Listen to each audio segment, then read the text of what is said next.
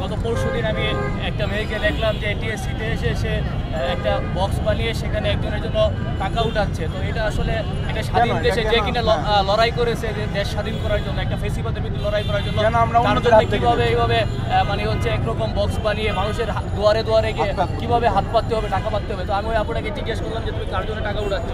তো সে বললো যে তার একটা ফুয়াতো ভাই তিতুমির কলেজে পড়ে, সেই ইউনাইটেড হসপিটালে ভর্তি ছিল, সরকারিতে সিট পায়নি, সে আইসিইউতে আছে।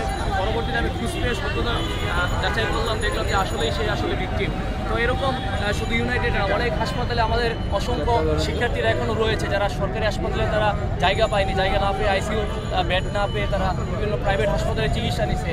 এই মর্মে এখন যে সকল বেসরকারি হাসপাতালগুলো রয়েছে তাদের উচিত এখন শিক্ষার্থীদের যে ফিগুলো আছে সেগুলো আসলে মৌকুফ করে তারা একটা চিকিৎসা দিয়ে, তারা সারা বছর তো অনেক বিজনেস করেছে, অনেক ব্যবসা করছে। এই মানুষগুলো শুধু শিক্ষার্থীরা শুধু আমাদের নিজেদের অধিকারের জন্য তারা রাজপথে নামেনি, বরং দেশের সকল জনতার জন্য রাজপথে নেমেছে।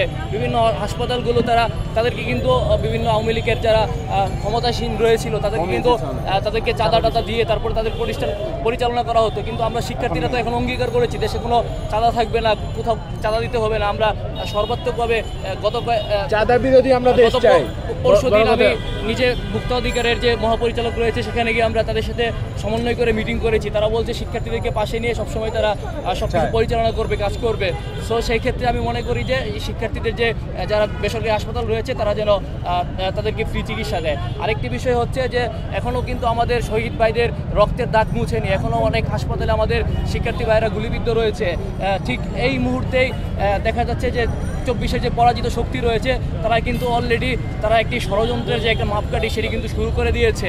আপনারা দেখুন যে এটি অত্যন্ত দুঃখের সাথে বলতে এটি খুবই একটা মর্মান্তিক বিষয় যে যেখানে রক্তের দাগ শুকায়নি সেখানে তারা কীভাবে ষড়যন্ত্র করতে পারে। তার প্রতিবিপ্লবের কথা বলছে, এটাকে প্রতিবিপ্লব করা যায় না, এটি একটি স্রেফ একটি ষড়যন্ত্র।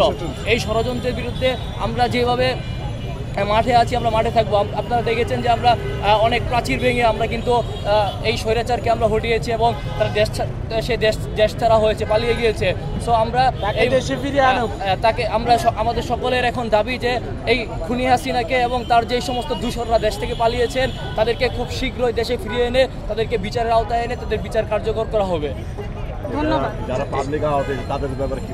আমরা সবার জন্য, মানে যারা হাসপাতালে ভর্তি আছে, আমরা ছাত্রদের জন্য না, আমরা সবার জন্য যারা হাসপাতালে রয়েছে আমরা তাদেরকে খোঁজ খবর নিচ্ছি। আমরা উপদেষ্টা স্বাস্থ্য উপদেষ্টাকে